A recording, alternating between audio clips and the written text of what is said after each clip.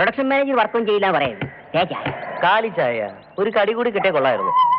പുറത്തു നിന്ന് ഒരു നാടൻ പട്ടി നിൽപ്പുണ്ട്, അതിന്റെ അടുത്ത് പോയി ഒന്ന് കുറച്ചാൽ മതി, നല്ല കടി കിട്ടും. ഡയറക്ടറായി എനിക്ക് പോലും കാലി ചായ ഉള്ളൂ, പിന്നെയാണ് എന്റെ സീരിയലിൽ റോള് പോലും ഫിക്സ് ആവാത്ത നിനക്ക്. റോളായിട്ടില്ലെന്നാ? നായക വേഷം കിട്ടാൻ വേണ്ടി 10,000 രൂപ മുടക്കിയിരിക്കുന്ന എന്നോടാണോ സാറിന് പറയുന്നത്? ആ പണമൊക്കെ പ്രൊഡക്ഷൻ വേണ്ടി ചെലവായില്ലേ? സീരിയലിന്റെ ഷൂട്ടിംഗ് തുടങ്ങുന്നത് ഞാൻ വീട്ടുകാരോട് പറഞ്ഞിരിക്കുക. ഞാൻ പറഞ്ഞിരിക്കുന്ന ഷൂട്ടിംഗ് തീരാറായെന്നാ. ഇങ്ങനെ പോയാൽ താമസിയാതെ ഇവിടെ ചില പട്ടിണി മരങ്ങൾ നടക്കും. സാർ ഐസക് ന്യൂട്ടന്റെ ആഡിസ് അബാബ എന്ന ചിത്രത്തിൽ പട്ടിണി മനോഹരമായി ചിത്രീകരിച്ചിട്ടുണ്ട്. പട്ടിണി മരണത്തിൽ നിന്ന് തന്നെ നമുക്ക് നമ്മുടെ ആദ്യത്തെ എപ്പിസോഡ് ആരംഭിക്കാം. ഉത്സവപ്പറമ്പിൽ റെക്കോർഡ് ഡാൻസ് കളിച്ചു നടന്നാൽ തന്നെ പിടിച്ച് ഡയറക്ടർ ആക്കി എന്നെ വേണം തല്ലാൻ. അതിനു മുമ്പ് ഞാൻ പുരച്ചി തലവർ MGRന്റെ അസിസ്റ്റന്റ് മേക്കപ്പ് മാൻ ആയിരുന്നു. ആ കോൺഫിഡൻസ് എനിക്കുണ്ട്. എങ്കിലും നീ ഇത് പുറത്ത് ആരോടും പറയണ്ട, നീ തന്നെ ഹീറോ.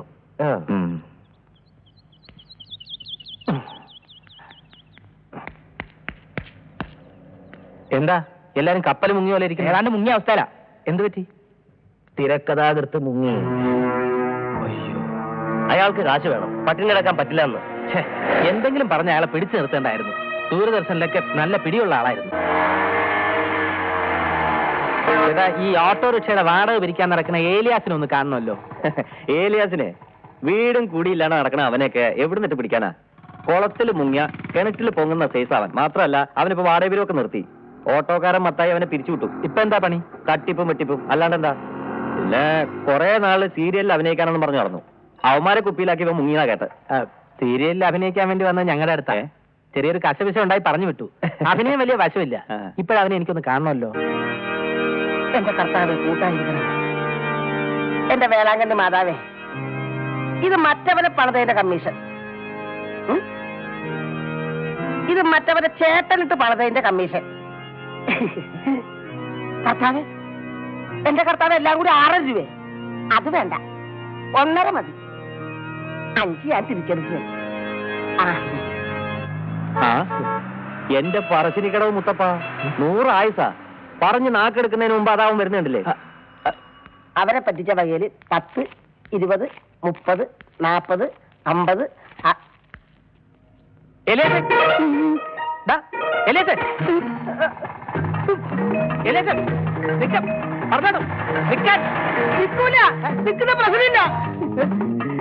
എന്റെ കർത്താവേ, ഈ കുറിച്ചിട്ട് എന്റെ മുമ്പിലിടേണ്ട വല്ല കാര്യമുണ്ടോ? അങ്ങനെയാണെങ്കിലേ ഈ 1 രൂപ എന്റെ കയ്യിലിരിക്കട്ടെ. അങ്ങോട്ട് വരാം. പറഞ്ഞോട്ടെ. ഇല്ല, നിൽക്കൂല. ഒരു കാര്യം നിൽക്കൂല. പറഞ്ഞില്ലേ ഒരു കാര്യം നിൽക്കൂല. കാര്യം പറയാനാണെന്ന്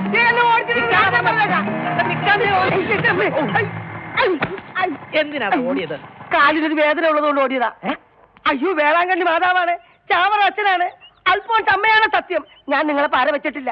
നല്ല പെരുന്നാൾ മുതലാളിയോട് നിങ്ങളെ വെച്ച് സീരിയൽ എടുക്കരുതെന്ന് ഞാൻ പറഞ്ഞിട്ടേ ഇല്ല. ഓഹോ, അപ്പൊ അതിനിടയ്ക്ക് നീ ആ കളിയും കളിച്ചോ അല്ലേ? എന്നാലേ ഇപ്പോഴും നല്ല പെരുമാൾ തന്നെയാണ് ഞങ്ങളുടെ പ്രൊഡ്യൂസർ. സത്യം? നീയൊക്കെ എത്ര പാര വെച്ചാലും ഗോപാലകൃഷ്ണൻ ഏൽക്കില്ല. പക്ഷെ പാര വെച്ചെന്ന് കരുതി നിന്നോടുള്ള എന്റെ സ്നേഹവും കുറയില്ല.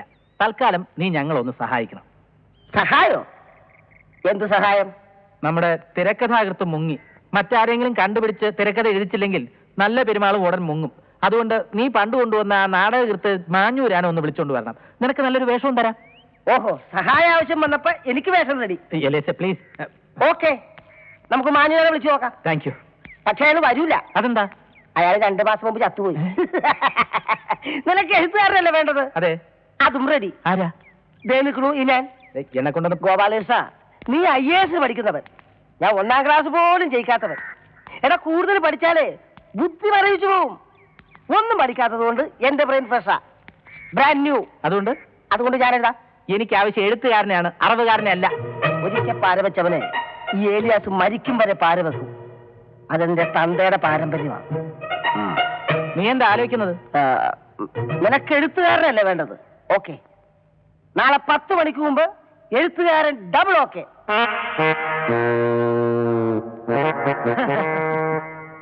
12 തവണ ഞാൻ തല ചുറ്റി വീണു, എന്റെ തലയിൽ പെരുപ്പാണ് ഡോക്ടർ. 12 തവണ ഞാൻ ഗുളിക തിന്നു, എന്നിട്ടും കുറവില്ല ഡോക്ടർ. കണ്ണ് തുറക്കൂ. എന്റെ കണ്ണിൽ നുരക്കും പുഴുക്കളില്ല. കണ്ണിലിരവിന്റെ ഭാഷാണത്തിവിധമില്ല. വായ് തുറക്കോ, ഉള്ളിൽ അഗ്നിഗോളങ്ങളൊന്നുമില്ല. പിന്നെ എന്തിനീ പ്രക്രിയ ഡോക്ടർ? രോഗം നോക്കുന്ന താനാണ് മൂഢൻ.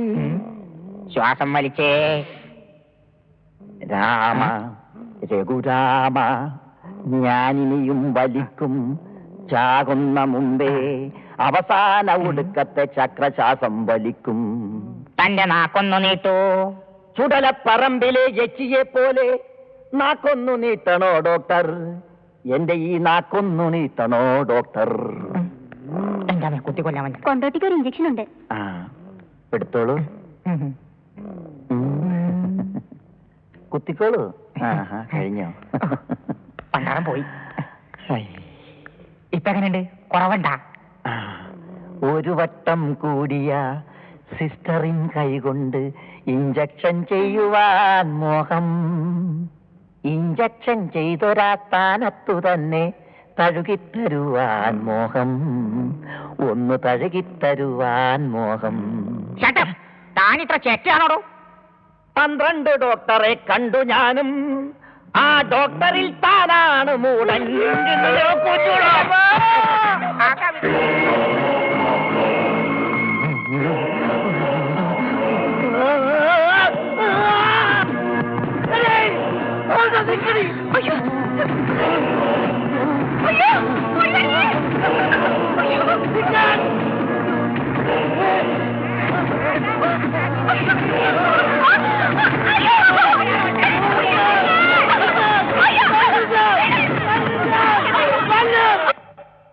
ഇങ്ങനെയുള്ള ചെറിയ ചെറിയ പ്രശ്നങ്ങളേ ഉള്ളൂ. ചുവന്ന നിറമുള്ള എന്തെങ്കിലും കണ്ടാ കൊണ്ടോട്ടി വയലന്റ് ആവും. എത്ര അനലൈസ് ചെയ്തിട്ടും എനിക്ക് റീസൺ മനസ്സിലാവുന്നില്ല. ആ കഥ ഞാൻ പറഞ്ഞു തരാം ഡോക്ടർ. പണ്ട് ഇവനൊരു മഷി കമ്പനിയിലായിരുന്നു ജോലി. ഒരു നൈറ്റ് ഷിഫ്റ്റ് സമയത്ത് കൊണ്ടോട്ടി കാൽ വഴുതി ഒരു ചുവന്ന മഷിട്ടാങ്കിൽ വീണു. അന്ന് തുടങ്ങിയതാ ചുവപ്പിനോടുള്ള അവന്റെ ഈ അലർജി. ചുവപ്പിനോടുള്ള അലർജിയിൽ നിന്നും ഇതൊരു ചൈനീസ് റഷ്യൻ രോഗമാണെന്ന് മനസ്സിലാവുന്നു. ഇതിന് പോളിറ്റ് ബ്യൂറോ സൈക്കോസിസ് എന്ന് പറയും. ആലപ്പുഴയിലുള്ള ഒരു സ്ത്രീക്കും കണ്ണൂരിലുള്ള ഒരു പുരുഷനും മാത്രമേ കേരളത്തിൽ ഇതുവരെ ഈ സമ്പൂർണ്ണ ചുവപ്പലർജി രോഗം വന്നിട്ടുള്ളൂ. സാരമില്ല, മരുന്ന് കഴിച്ചാൽ ഭേദമാകാവുന്നേ ഉള്ളൂ. അതിനു മുമ്പ് രോഗിയുടെ ടേസ്റ്റിനനുസരിച്ച് അയാൾക്ക് ജോലി ചെയ്യാനുള്ള സാഹചര്യം ഉണ്ടായി കൊടുക്കണം. മഷിക്കമ്പനിയിൽ നിന്നും പോന്ന ശേഷം ഇയാൾ ഒരു ആധാരത്തുകാരനായിരുന്നില്ലേ? ഭ്രാന്തന്മാരെ പിടിച്ച് ആധാരം എഴുതിപ്പിക്കാൻ പറ്റുമോ ഡോക്ടർ? കൊണ്ടോട്ടി ഇവിടുന്ന് ഡിസ്ചാർജ് ചെയ്താൽ എഴുതാൻ ഞാൻ അവനൊരു അവസരം ഉണ്ടാക്കി കൊടുക്കാം.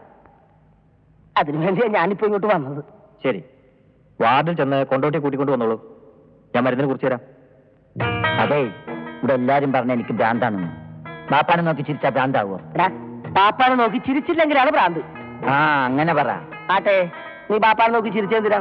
ബാപ്പ മയ്യത്തായി കിടന്നപ്പാ. ആ, ബാപ്പ മരിച്ചിരുന്നപ്പാ. ആ, അന്ന് തുടങ്ങിയ ഒരു കാര്യമില്ലാതെ വീട്ടുകാരെല്ലാരും കൂടി എനിക്ക് ഭ്രാന്താണെന്ന് പറഞ്ഞു തുടങ്ങി. ഛേ, നിന്റെ വീട്ടുകാർ ഭയങ്കര വൃത്തിയോടല്ലേ കാണിച്ചത്? ഇനി അതൊക്കെ പോട്ടെ, നമ്മുടെ എലിയില്ലേ, എലി. ഈ എലീനെ തല്ലിക്കൊല്ലാൻ ശ്രമിച്ച ഭ്രാന്താവോ? അതിനെ തല്ലിക്കൊല്ലണ്ടല്ലേ? അതിനെ തല്ലി കൊന്നില്ലെങ്കിലാണ് ഭ്രാന്ത്.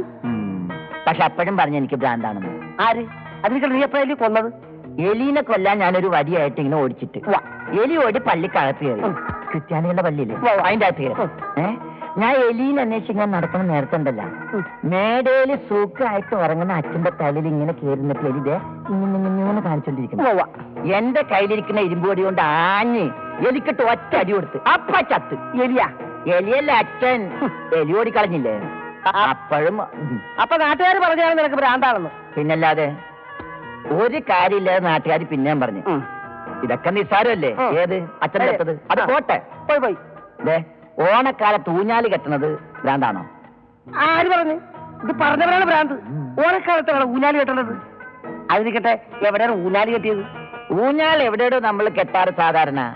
എടോ, ഈ വീടിന്റെ മുറ്റത്തൊക്കെ മുമ്പിൽ നിൽക്കണ ഈ ഇലക്ട്രിക് കമ്പിയില്ലേ, അതുമേൽ ഇരുമ്പ് കമ്പി കൊണ്ട് ഒരു ഊഞ്ഞാൽ കെട്ടാൻ ശ്രമിച്ച ഭ്രാന്ത. അപ്പൊ എല്ലാരും കൂടി പൊക്കി ഇതിന്റെ അകത്ത് കൊണ്ടുവന്നിട്ടിട്ട് എനിക്ക് മുഴുവൻ ഭ്രാന്താണെന്ന് പറഞ്ഞു. എന്റെ പടച്ചോനെ, എന്തോരം ഷോക്കാണെന്ന് നമ്മുടെ തലയിൽ അടിച്ച് കയറ്റിരിക്കണമെന്ന് അറിയാമോ? ആ കറണ്ട് ഉണ്ടായിരുന്നെങ്കിൽ പവർ കട്ട് ഇല്ലാതെ നാട്ടുകാർ സുഖമായിട്ട് കൊതുകടിയും കൊള്ളാതെ കിടന്നു പറഞ്ഞേനെ. എന്താ ചക്കനീങ്ങ വന്നേ? എന്തായി? ശരിക്കുള്ള ഭ്രാന്ത് ആർക്കാണെന്നറിയാമോ? ഇതിന്റെ അകത്ത് കഴുത്തേൽ ഒരു കോപ്പും തുതുക്കിട്ട് ഒരുത്തൻ ഇരിപ്പുണ്ട്. അവനാണ് മുഴുപ്രാന്ത്, അറിയാമോ? ഈ മരുന്ന് മുടങ്ങാതെ കഴിക്കണം. ആ വെള്ളയും വെള്ളം കൊടുത്ത പെൺകുട്ടി വന്ന് പറഞ്ഞത് ഓർമ്മ എന്താണെന്ന് കേട്ടാ, എന്താണ്? ഈ ഗുളിക മുടങ്ങാതെ കഴിച്ചാലേ നിന്റെ ഭ്രാന്ത് മാറുള്ളൂന്ന്. കേട്ടടാ പന്നി, നടക്ക്. ആ.